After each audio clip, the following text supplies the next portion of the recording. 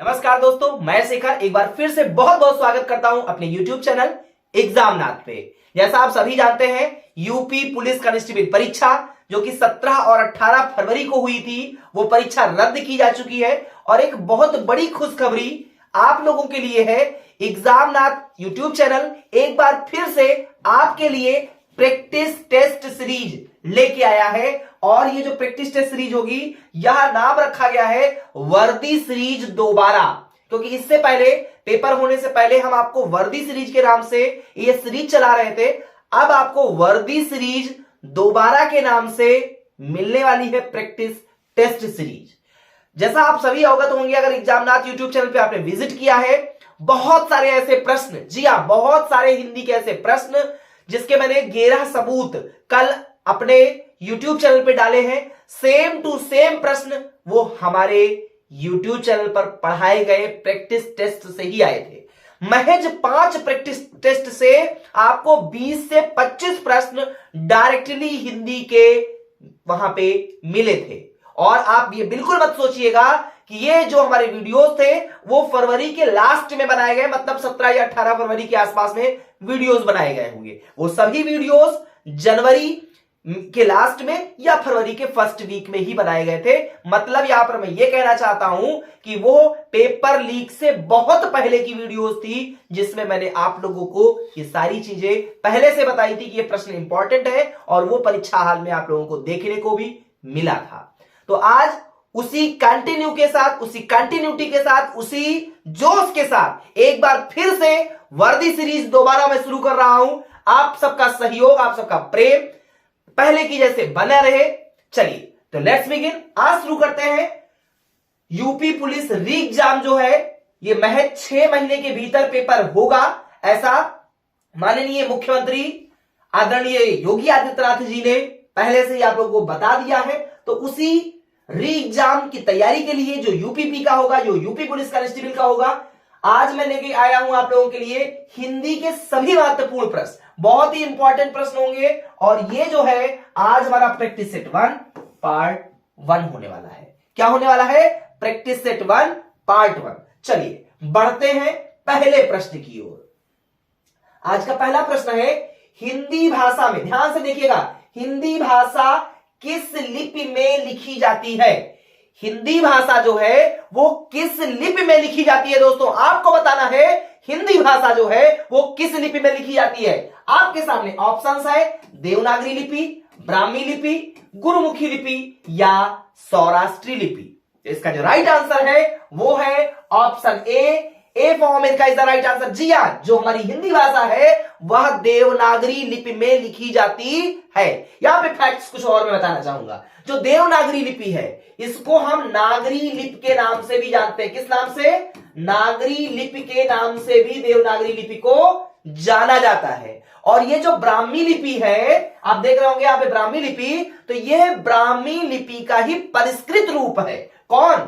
देवनागरी जो है, यहां पे मैं लिख देता हूं, जो देवनागरी लिपि है आपकी, जो देवनागरी लिपि है, या किसका परिष्कृत रूप है? लिपि जो है यह है ब्राह्मी लिपि का परिष्कृत रूप है। ब्राह्मी लिपि का क्या है? परिष्कृत रूप है। परिष्कृत रूप है मेरे प्यारे दोस्तों। ये बात आपकी समझ में आ गई कि जो हिंदी भाषा है वो किस लिपि में लिखी जाती है? देवनागरी लिपि में लिखी जाती है। देवनागरी लिपि को हम और किस नाम से जानते हैं? तो उसे नागरी लिपि के नाम से भी जानते हैं। यहां पे देवनागरी लिपि जो होती है वो ब्राह्मी लिपि का ही परिष्कृत रूप है, क्योंकि ब्राह्मी लिपि जो होता है वो बाएं से दाएं की ओर लिखा जाता है। बाएं से दाएं की ओर लिखा जाता है। क्या चीज लिखा जाता है? ब्राह्मी लिपि जो है वो बाएं से, मतलब लेफ्ट टू राइट चलता है, बाएं से दाएं की ओर चलता है। और ठीक उसी प्रकार से जो देवनागरी लिपि है वह भी बाएं से दाएं ही मेरे प्यारे दोस्तों लिखा जाता है। अब यहां पे एक फिर छोटा सा प्रश्न आप लोगों के मन में हो रहा होगा और मैं ही इसको सॉल्व कर देता हूं। आखिर ये देवनागरी लिपि क्या है? देवनागरी लिपि है क्या? बिल्कुल ये जान लेते हैं। तो देवनागरी लिपि विशेष रूप से एक भारतीय लिपि है। क्या है? देवनागरी लिपि जो है वो विशेष रूप से एक भारतीय लिपि है, जिसके अंतर्गत अनेक भारतीय भाषाएं तथा कुछ विदेशी भाषाएं लिखी जाती हैं।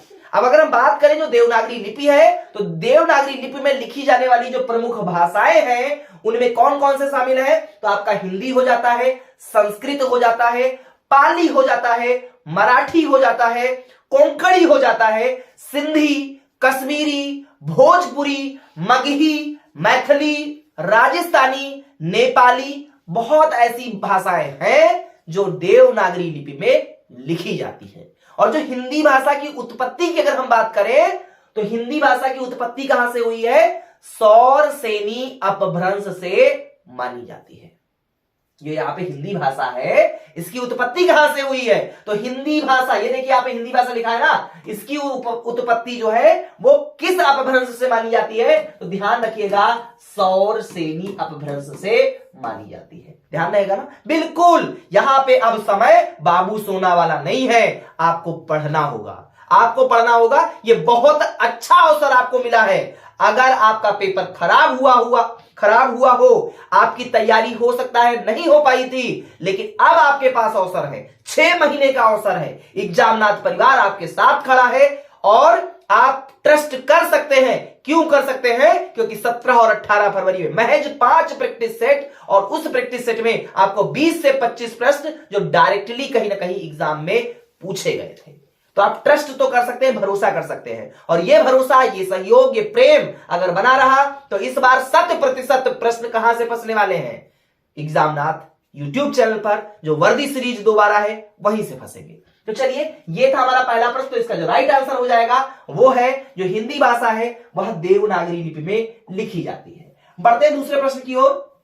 हमारा दूसरा प्रश्न है, पूर्वी हिंदी क्षेत्र में कौन सी बोली नहीं बोली जाती? देखिए, बहुत ध्यान देने की जरूरत है। जब भी प्रश्न में एक ये शब्द आ जाया करे, क्या? नहीं शब्द, क्योंकि पूछा गया है पूर्वी हिंदी क्षेत्र में कौन सी बोली नहीं बोली जाती। ये नहीं पूछा गया कौन सी बोली जाती है, कौन सी नहीं बोली जाती है दोस्तों। तो ऑप्शन है बघेली, अवधी, छत्तीसगढ़ी या जयपुरी। तो आपको मैं बता दूं, जो पूर्वी हिंदी क्षेत्र है उसमें 3 भाषाएं हैं। कौन कौन सी बोलियां बोली जाती हैं? एक बघेली बोली जाती है, अवधी बोली जाती है और छत्तीसगढ़ी बोली जाती है। बट जो आपका जयपुरी है, option D for Denmark is the right answer. जी हां, जयपुरी जो है बोली या पूर्वी हिंदी क्षेत्र में नहीं बोली जाती है, जबकि आपकी बघेली, अवधी और छत्तीसगढ़ी जो बोली है वो पूर्वी हिंदी क्षेत्र में बोली जाती है। तो चलिए, बिल्कुल बढ़ते हैं अगले प्रश्न की ओर। आज का हमारा नेक्स्ट क्वेश्चन है, भाषा की सार्थक लघुत्तम इकाई किसे माना जाता है?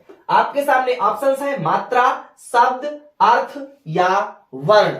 तो इसका जो राइट आंसर है वो है option B for Bombay is the right answer. जी हां, शब्द। भाषा की जो सार्थक लघुत्तम इकाई है वो किसे माना जाता है? तो वह शब्द को माना जाता है। किसे माना जाता है? शब्द को माना जाता है। आप सभी कमेंट बॉक्स में जरूर उत्तर दिया करिए, जिससे आप अपनी तैयारी को कहीं ना कहीं ये परख पाए कि आपकी तैयारी कहां तक है, आप किस लेवल पे अभी है, आपको कितनी मेहनत की आवश्यकता है। ये आप खुद, ये समझ लीजिए थर्मामीटर होगा आपका कमेंट बॉक्स। आप एक समझ लीजिए थर्मामीटर है, कहीं ना कहीं ये वो चिन्हित करके बताएगा कि आपकी तैयारी कहां तक है, कितनी और मेहनत की आवश्यकता है। क्योंकि आपको इस बार यूपीपी जो उत्तर प्रदेश पुलिस कांस्टेबल परीक्षा है उसमें सफल होना है और सरकारी नौकरी लेके रहना है। तो आपको मेहनत तो करनी पड़ेगी, क्योंकि कुछ पाने के लिए कुछ तो खोना पड़ता है मेरे दोस्तों। बिल्कुल, कुछ पाने के लिए कुछ तो खोना पड़ेगा, और कुछ ज्यादा नहीं खोना है, सिर्फ आपको अपने जो नींद है उस नींद को थोड़ा खोना पड़ेगा, क्योंकि जगना तो पड़ेगा, मेहनत तो करना पड़ेगा, और बिना मेहनत के आप खाना तक नहीं खा सकते। तो मेहनत तो दोस्तों करना पड़ेगा। अगर आपको सरकारी नौकरी चाहिए, इस बार अगर वर्दी आप चाहते हैं कि इस बार हमें जो है वर्दी पहनने को मिले, तो बिल्कुल ताल ठोक दीजिए। और हर भाई बहन, अगर ये वीडियो अच्छी लग रही हो तो लाइक जरूर करिएगा, चैनल पे नए हो तो सब्सक्राइब जरूर कर लीजिएगा, दोस्तों के साथ शेयर करना बिल्कुल ना भूलिएगा। चलिए, तो यहां पे हमारा आंसर सही हो जाता है, option B for Bombay is the right answer. बढ़ते हैं नेक्स्ट क्वेश्चन की ओर। हमारा नेक्स्ट क्वेश्चन है आज का, मूर्खता।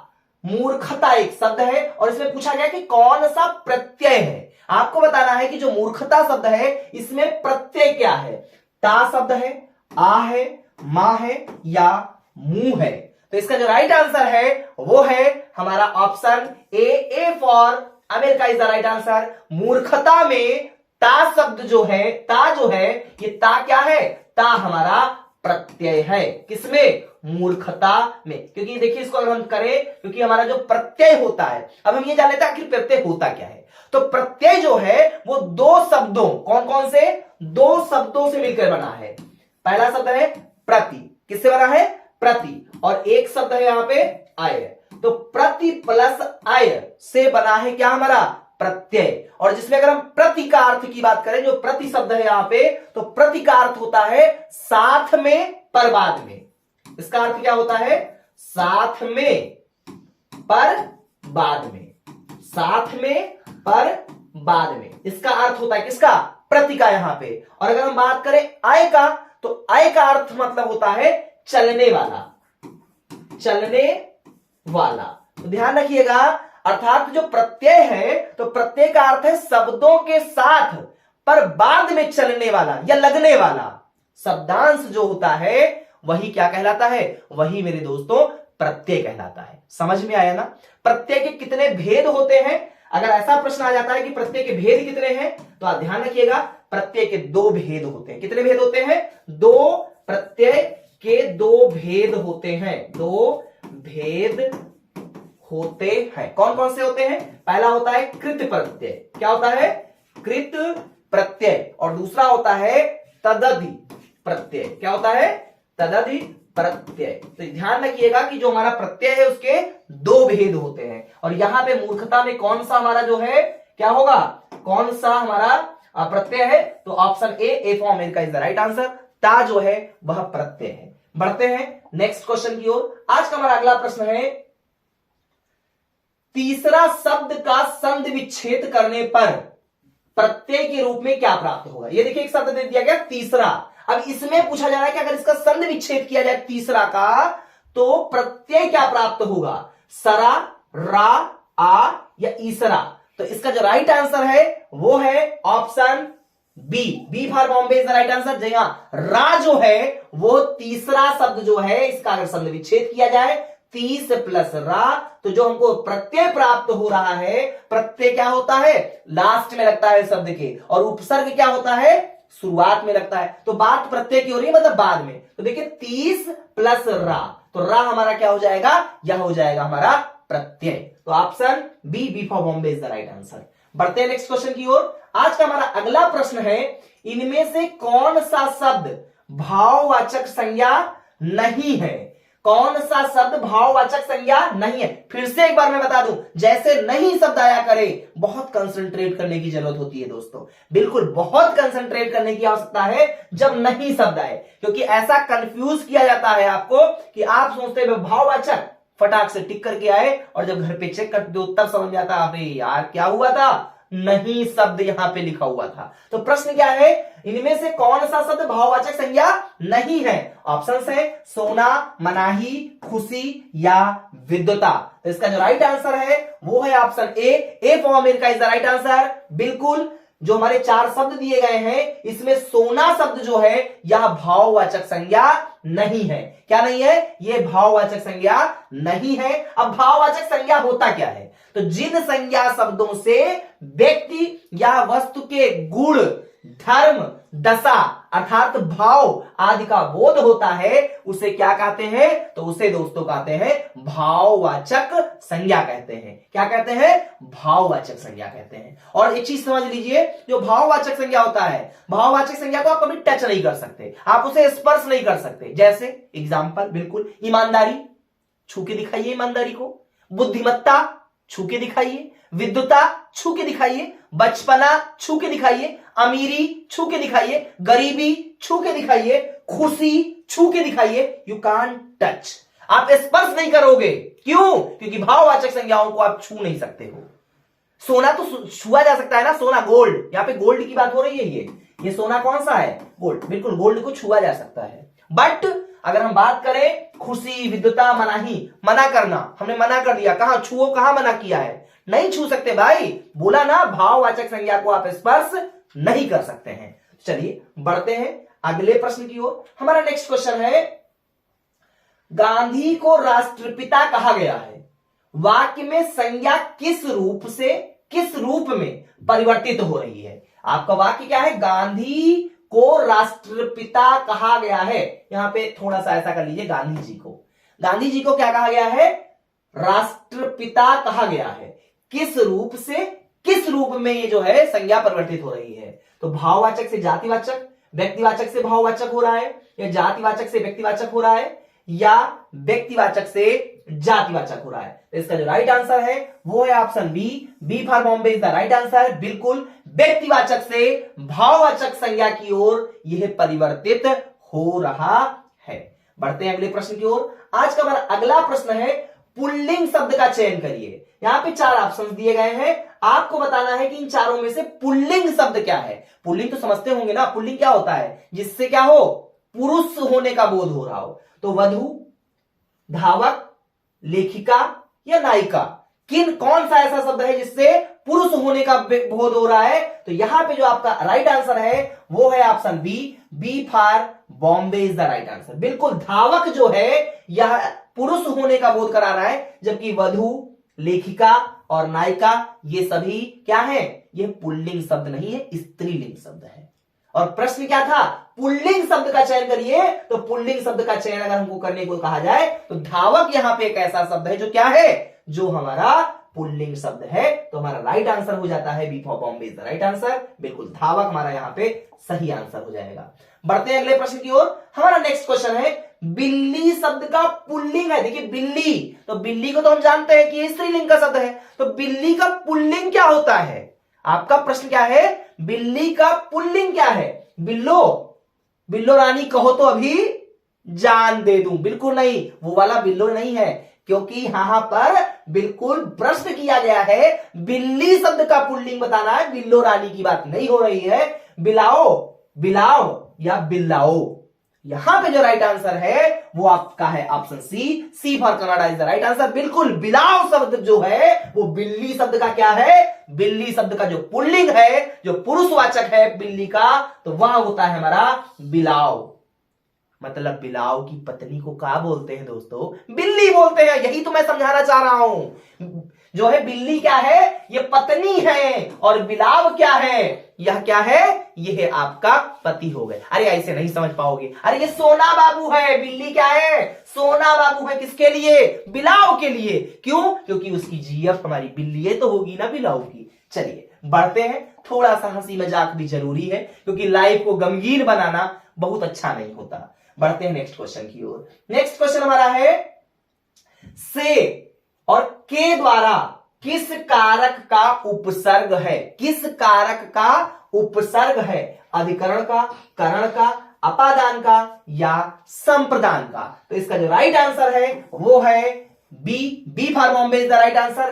करण, से और के द्वारा जो है ये करण कारक का क्या है, करण कारक का उपसर्ग है। किस कारक का उपसर्ग है, तो ध्यान रखिएगा करण कारक का। अब ये जान लेते हैं जो कारक होते हैं तो कारक के कितने भेद होते हैं। तो ध्यान रखिएगा कारक के 8 भेद होते हैं। कारक के कितने भेद होते हैं, कारक के 8 भेद होते हैं। ध्यान रहेगा ना, बिल्कुल ध्यान रखना होगा। कौन कौन से होते हैं और उनकी विभक्तियां और उनकी चिन्ह क्या होती है, वो भी थोड़ा सा हम यहां पे जानने का प्रयास कर लेते हैं, क्योंकि यह प्रश्न इस बार भी आपके एग्जाम में आया था। तो कारक में पहला हमारा कौन सा होता है, कर्ता। क्या होता है, कर्ता। और कर्ता में जो विभक्ति होती है या जो चिन्ह है वह ने शब्द होता है। क्या होता है, ने। अगर हम दूसरा की बात करें कर्म, तो कर्म में क्या होता है, कर्म में होता है को। क्या होता है, ये आपको ध्यान रखना होगा, बिल्कुल ध्यान रखना होगा। तो कर्ता कर्म, ये पहला हो गया आपका, ये दूसरा हो जाता है। अब तीसरे नंबर पे कौन सा आता है, तो तीसरे नंबर पे आता है करण। क्या आता है, करण। अब करण में कौन कौन सी चीजें आती हैं, इसमें आता है से द्वारा और के द्वारा, के द्वारा। ये देखो के हो गया और ये आपका हो जाता है के द्वारा। तो यहां पे देखिए से, करण में क्या क्या चीजें आ गई, से, द्वारा और के द्वारा। और यही तो आया था कि से और के द्वारा किस कारक का उपसर्ग है, तो करण कारक हमारा सही हो जाता है। चौथा हमारा होता है क्या चीज, संप्रदान। तो संप्रदान में क्या होता है, चलिए इसको भी लिख देते हैं। संप्रदान में कौन कौन सी चीजें आती हैं, तो देखिए ध्यान रखिएगा को और के लिए, को और के लिए, ये चिन्ह है, ये विभक्तियां हैं किसकी? संप्रदान कारक की। अब पांचवें की बात कर लेते हैं, अपादान। अपादान, तो अपादान में क्या होता है? अपादान में से आता है। क्या आता है? से आता है, लेकिन यह अलग होने के अर्थ में होता है। अलग होने के अर्थ में इसका यूज होता है, ध्यान रखिएगा।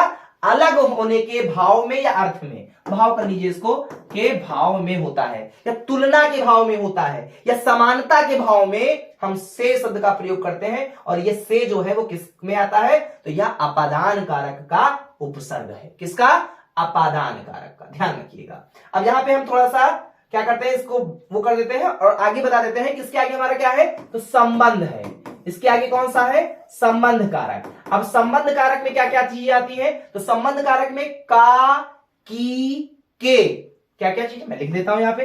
का, की, के, रा, री और रे, ये हमारे क्या है? ये किस में आते हैं? तो ये संबंध कारक में आते हैं। ये हमारा हो जाता है छठे नंबर पे। अब सातवें नंबर पे क्या है? तो सातवें नंबर पे है अधिकरण कारक। कौन सा? अधिकरण। और अधिकरण में क्या होता है? में, पे या पर। में, पे या पर जो है या अधिकरण कारक का लास्ट हमारा होता है कौन सा? संबोधन। क्या है? संबोधन। तो संबोधन कारक में क्या क्या चीजें, कौन कौन सी विभक्तियां या कौन कौन से चिन्ह प्रयोग होते हैं? तो ध्यान रखिएगा, हे, अरे, हे, अरे, अहो, ठीक है, अहो, या ओ, या जी, मतलब ये सारी चीजें आपको देखने को मिलती है। कहां पे मिलती है? ये आपको संबोधन कारक में देखने को कहीं ना कहीं मिलता है। तो ये हमारे जो है आपको समझ में आ गया होगा, से और के द्वारा जो है किस कारक का उपसर्ग है। तो फिलहाल आपका यहां पे ऑप्शन सही हो जाता है, B for Bombay is the right answer. चलिए बढ़ते हैं हम अपने नेक्स्ट क्वेश्चन की ओर। तो ये है हमारा नेक्स्ट क्वेश्चन, विशेष वह शब्द होता है।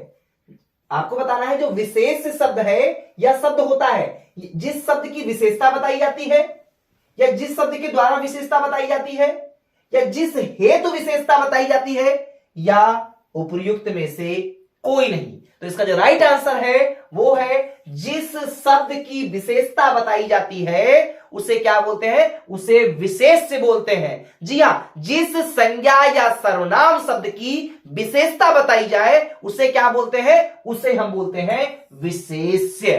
ध्यान रहेगा ना, जिस संज्ञा या सर्वनाम शब्द की विशेषता बताई जाए उसे हम क्या बोलते हैं? तो उसे हम बोलते हैं प्यारे दोस्तों विशेष से। क्या बोलते हैं? विशेष से बोलते हैं। तो चलिए बढ़ते हैं नेक्स्ट क्वेश्चन की ओर। नेक्स्ट क्वेश्चन हमारा है आज का क्वेश्चन नंबर 12, धातु कहते हैं। धातु कहते हैं, किसे धातु कहा जाता है? क्रिया के उत्तर रूप को, क्रिया, यहां पे कामा नहीं होना चाहिए, क्रिया के मूल रूप को, क्रिया के संपूर्ण रूप को, या क्रिया के सामान्य रूप को। तो इसका जो राइट आंसर है वह है क्रिया के मूल रूप को ही क्या बोलते हैं? धातु बोलते हैं। दोस्तों ध्यान कर लीजिए कि जो क्रिया का जो मूल रूप होता है उसे ही धातु बोला जाता है।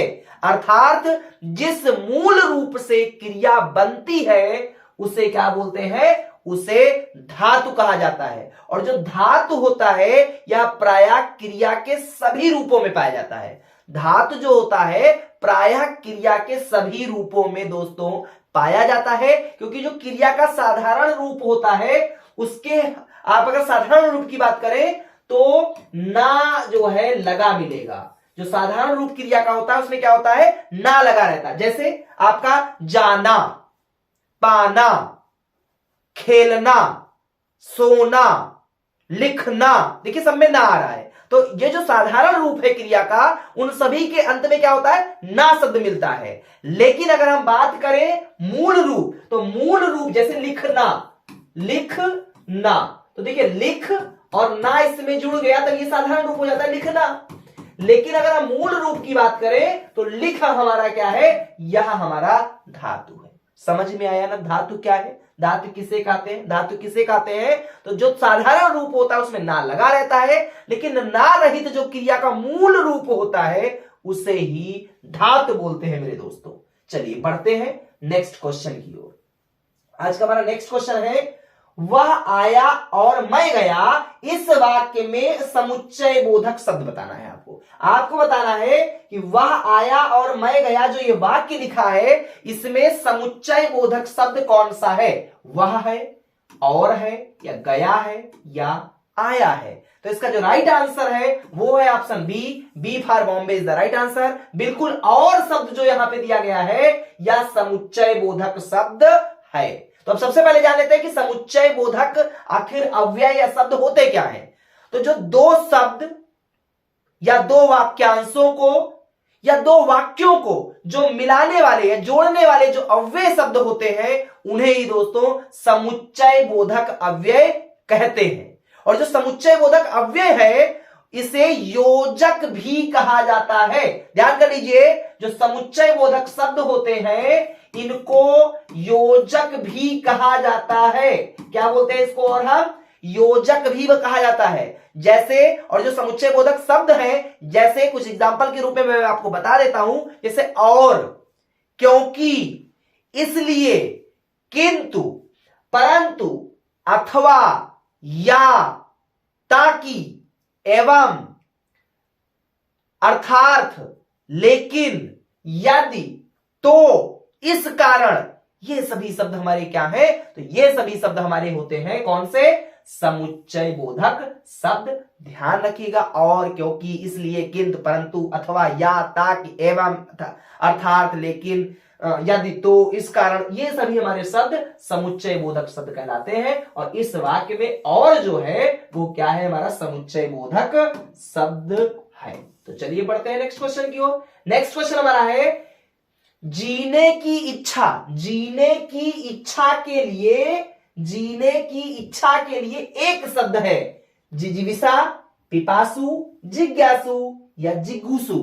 तो इसका जो राइट आंसर है वो है option A for America is the right answer. बिल्कुल, जो जीने की इच्छा के लिए एक शब्द होता है तो हम एक शब्द कौन सा प्रयोग करते हैं? जिजीविषा शब्द का प्रयोग करते हैं मेरे दोस्तों। जिजीविषा शब्द का प्रयोग करते हैं। किसके लिए ये एक शब्द है? तो ये जीने की इच्छा के लिए ये एक शब्द बना है। बढ़ते हैं नेक्स्ट क्वेश्चन की ओर। नेक्स्ट क्वेश्चन हमारा है किसी के शरण में आए हुए व्यक्ति को कहते हैं, किसी के शरण में आए हुए व्यक्ति को कहते हैं शरणागत कहते हैं, चरणागत कहते हैं, अतिथि कहते हैं, या आगंतुक कहते हैं। तो इसका जो राइट आंसर है वो है option A for America is the right answer. बिल्कुल, किसी के शरण में आए हुए व्यक्ति को शरणागत कहा जाता है। क्या कहते हैं? शरणागत कहा जाता है। नेक्स्ट क्वेश्चन हमारा है बाल की खाल निकाल मुहावरे का अर्थ है। तो आपका ऑप्शन है कष्ट पहुंचाना, अधिक छानबीन करना, खाल का व्यापार करना, या हजामत करना। तो इसका जो राइट आंसर है वो है हमारा option B for Bombay is the right answer. बिल्कुल, अधिक छानबीन करना, बाल की खाल निकालना मतलब बहुत अधिक छानबीन करना। क्या होता है बाल की खाल निकालने का अर्थ? जो ये मुहावरा इसका अर्थ होता है अधिक छानबीन करना, मतलब किसी चीज के पीछे पड़ जाना, इसका मतलब होता है बाल की खाल निकालना। चलिए बढ़ते हैं नेक्स्ट क्वेश्चन की ओर। नेक्स्ट क्वेश्चन हमारा है अंधों में काना राजा।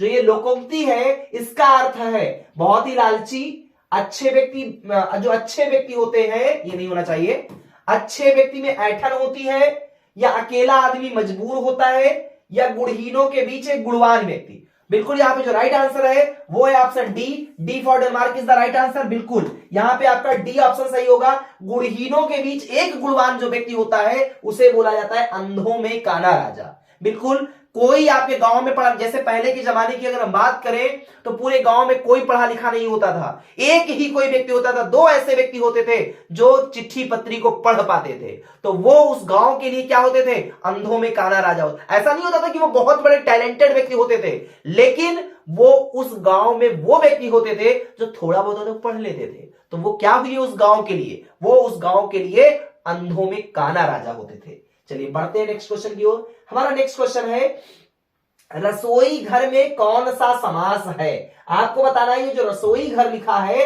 इसमें कौन सा समास है? द्विगु समास है, अव्ययी भाव है, द्वंद्व समास है, या तत्पुरुष समास है। तो इसका जो राइट आंसर है वो है option D for Denmark is the right answer. जो तत्पुरुष समास, रसोई घर जो है इसमें कौन सा समास है, तो इसमें तत्पुरुष समास है। ध्यान रखिएगा कि जो हमारा तत्पुरुष समास होता है इसमें प्रथम पद विशेषण होता है और दूसरा पद विशेष से होता है, और दूसरा पद ही इसमें क्या होता है, वह प्रधान होता है मेरे दोस्तों। बिल्कुल ध्यान रखिएगा, जो तत्पुरुष समास होता है इसमें प्रथम पद विशेषण और दूसरा पद जो होता है, जो उत्तर पद होता है वो विशेष से होता है, और दूसरा पद ही हमारा इसमें प्रधान होता है। चलिए पढ़ते हैं नेक्स्ट क्वेश्चन की ओर। नेक्स्ट क्वेश्चन हमारा है, और ये लास्ट क्वेश्चन है आज इस प्रैक्टिस सेट फर्स्ट पार्ट 1 का। चौराहा में कौन सा समास है? चौराहा शब्द जो है इसमें कौन सा समास है? द्विगु है, तत्पुरुष है, बहुब्रीहि है या कर्मधारय है? तो यहां पे आपका जो राइट आंसर है वो है option A for America is the right answer. बिल्कुल चौराहा में द्विगु समास है। कौन सा समास है? द्विगु समास होगा। द्विगु समास किसे कहते हैं? तो ध्यान रखिएगा, पहला पद जो होता है इसमें संख्यावाचक होता है, जो कि दूसरे पद की संख्या को सूचित करता है। क्या करता है ये पहला पद इसमें जो होता है द्विगु समास में, वो क्या होता है, उसमें पहला पद संख्यावाचक होता है जो कि दूसरे पद की संख्या को सूचित करता है। जैसे एग्जांपल के तौर पे तिराहा, जैसे तिराहा मतलब 3 राहों का जो समूह होता है उसको तिराहा बोल देते हैं। जैसे चौराहा, 4 राहों के जो समूह होते हैं उसको हम चौराहा बोल देते हैं। जैसे नवरत्न मतलब 9 रत्नों के समूह को हम नवरत्न बोल देते हैं। तो ये हमारा था जो है आज का प्रैक्टिस सेट फर्स्ट पार्ट 1। उम्मीद करते हैं ये वीडियो आपको अच्छी लगी होगी। अगर ये वीडियो अच्छी लगी है तो प्लीज ताल ठोक के एक लाइक तो बिल्कुल बनता है, बिल्कुल मेरी मेहनत को एक लाइक बनता है, और ज्यादा से ज्यादा दोस्तों के बीच शेयर करिए। इस बार जो आपके हिंदी पार्ट है, हिंदी पार्ट से 100% प्रश्न ऐसी सीरीज लेके आया हूं। ये जो वर्दी सीरीज दोबारा है, इसमें एक प्रश्न परीक्षा हाल में आपको देखने को मिलेंगे। ये मेरा वादा है, ये एग्जामनाथ परिवार का वादा है। थैंक्स फॉर वॉचिंग, धन्यवाद।